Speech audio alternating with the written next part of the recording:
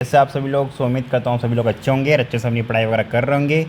आज अपन समझने वाले हैं क्लास 10th का अर्थमेटिक प्रोग्रेशन। इससे पहले मैं 2 वीडियो बना चुका हूँ जिसमें मैंने डिस्कस किया है एग्जाम्पल्स और अर्थमेटिक प्रोग्रेशन क्या होता है। तो वो दोनों पार्ट्स जो है आप जाके हमारी चैनल पे अर्थमेटिक प्रोग्रेशन की जो प्लेलिस्ट है उसमें जाके देख सकते हो। तो आज के इस एक्सरसाइज में अपन सॉल्व करेंगे एक्सरसाइज 5.1 के कुछ क्वेश्चंस। तो सबसे पहला क्वेश्चन है, first number question, in which of the following situations does the list of numbers involve max an arithmetic progression, ठीक है, एंड वाई। तो अपने को कुछ सिचुएशंस यहाँ पे दी गई हैं, कुछ क्वेश्चंस यहाँ पे दिए गए हैं। इन सिचुएशन में से जो लिस्ट ऑफ नंबर्स बनते हैं वो कौन से सिचुएशन जो हैं अर्थमेटिक प्रोग्रेशन फॉर्म करती हैं और क्यों करती हैं, ये अपने को बताना है। ओके, तो फर्स्ट सिचुएशन है the taxi fare after each kilometre when the fair is 15 rupee for the first kilometre and 8 for each additional kilometre. तो पहले किलोमीटर के लिए है 15 रुपये, ठीक है, और उसके बाद में हर एक अगले नेक्स्ट किलोमीटर के लिए जो है 8 रुपये ऐड होते जाते हैं। मतलब 1 किलोमीटर और एक्स्ट्रा चलेगी तो 8 रुपये। पहले किलोमीटर के लिए तो 15 रुपये। अगर आपको 1 ही किलोमीटर जाना है तो 15 रुपये लेंगे।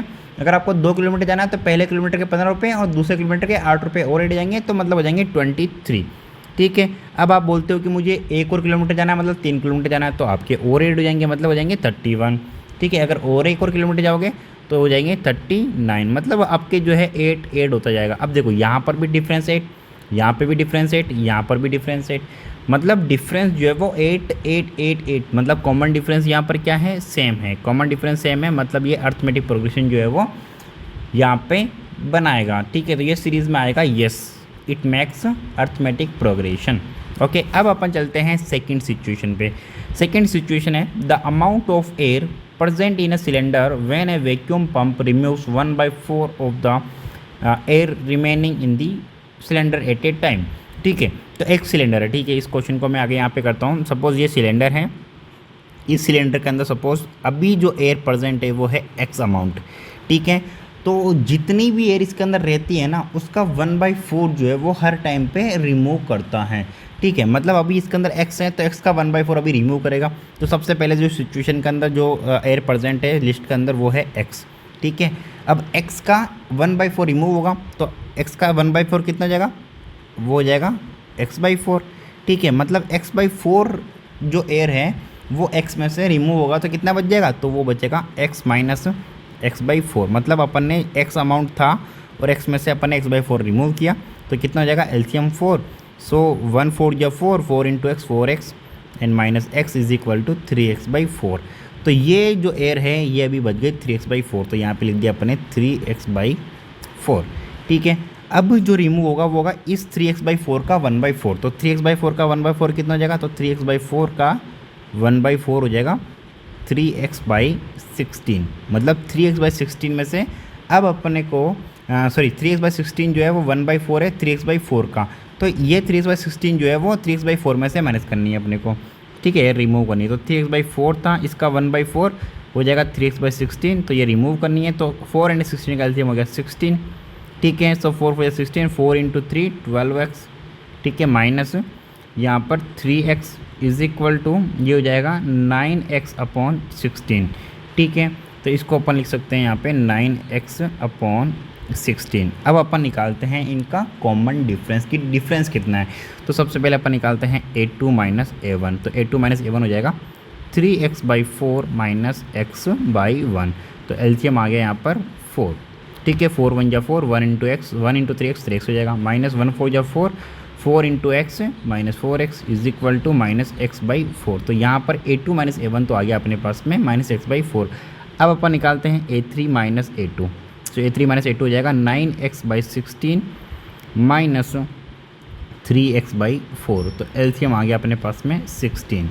सो 9x माइनस 4 4 16, 4 इंटू 3 12, तो ये हो गया minus 12x is equal to minus 3x/16, ठीक है।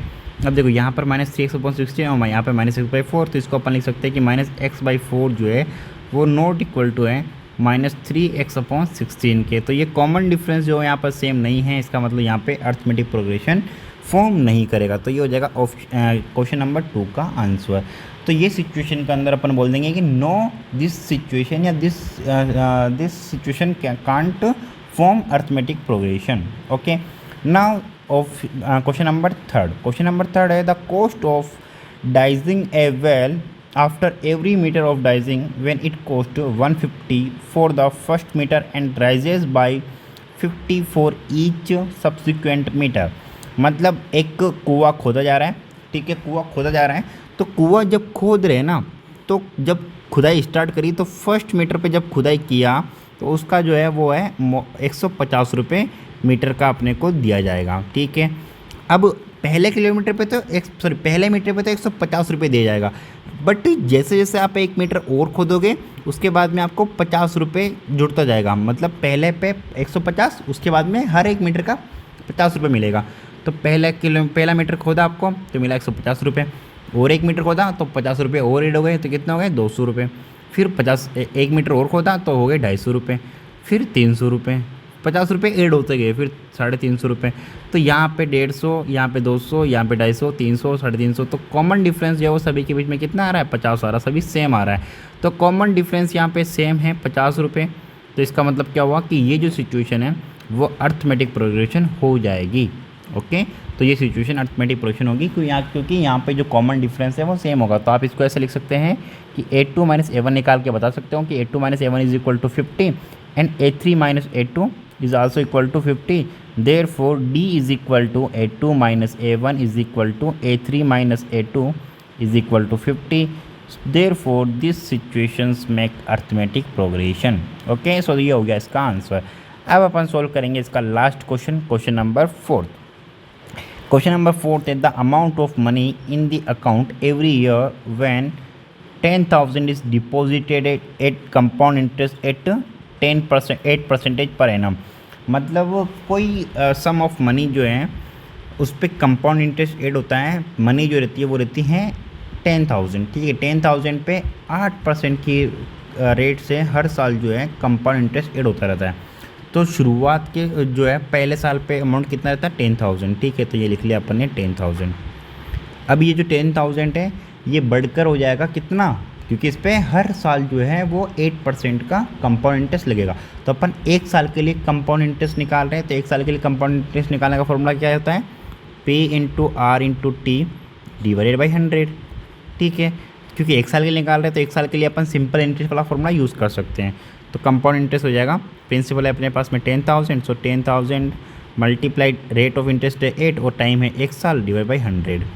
तो ये 20 से ये 20 कैंसिल, तो ये हो गया 800 रुपये। तो 800 रुपये कंपाउंड इंटरेस्ट अपन इसके अंदर ऐड करेंगे तो पैसा कितना हो जाएगा, पैसा हो जाएगा 10,800 रुपये, ठीक है। ये हो गया। तो अगले साल, पहले साल 10,000 था, अगले साल हो गया 10,800। अब 10,800 पे कंपाउंड इंटरेस्ट लगेगा, फिर से 8%, फिर कितना हो जाएगा, तो फिर अपन निकालेंगे। तो 10,800 पर लगाएंगे अपन कंपाउंड इंटरेस्ट इंटू 8 मल्टीप्लाई 1/100। ये 20 से 20 कैंसिल, तो इसको इससे मल्टीप्लाई कराएंगे तो ये जाएगा 864, ठीक है। अब 864 को इसमें ऐड करेंगे तो यहाँ पर कितना हो जाएगा, तो इसको अपन ऐड कर देते हैं 10,800 प्लस 864, तो ये हो जाएगा 4 6 16 का 6 1 कैरी 1 और 1, तो ये हो गया 11,664। तो ये आ गई फर्स्ट टर्म, ये आ गई सेकेंड टर्म, ये आ गई थर्ड टर्म। तो अपन पहले निकालते हैं A2 - A1। तो A2 - A1 हो जाएगा 10,800 माइनस 10,000, ठीक है, 10,000, तो ये हो जाएगा कितना 800। ओके, फिर अपन निकालेंगे A3 - A2। तो A3 - A2 हो जाएगा 11,664 माइनस 10,800। तो इसको इससे माइनस करेंगे तो आएगा 864। तो यहाँ पर 864, यहाँ पर 800। ओके, तो अपन लिखेंगे A3 - A2 is not equal to A2 - A1, therefore this AP can't form arithmetic progression, ठीक है। या फिर अपन ऐसा लिख सकते हैं कि दिस लिस्ट या this situation can't form arithmetic progression. Okay student, तो ये हो गया इसका आंसर। सो स्टूडेंट, इसमें से कोई भी डाउट्स, कोई भी क्वेरीज हो आपको एक्सरसाइज 5.1 के फर्स्ट क्वेश्चन के किसी भी पार्ट में, तो आप मुझे कमेंट कर सकते हैं। या फिर अगर आपको कोई डाउट हो तो आप मुझे मैसेज कर सकते हैं व्हाट्सएप पे 9982 43501। ठीक है, यहाँ पे इस व्हाट्सअप नंबर पे मैसेज कर सकते हो या फिर आप मुझे कांटेक्ट कर सकते हो इंस्टाग्राम पे महेंद्र/01। ठीक है, आप अपना क्वेश्चन कमेंट करके भी पूछ सकते हैं एंड आप मुझे व्हाट्सअप या इंस्टाग्राम पर भी पूछ सकते हैं। तो thank you so much student, all the best, bye bye, take care.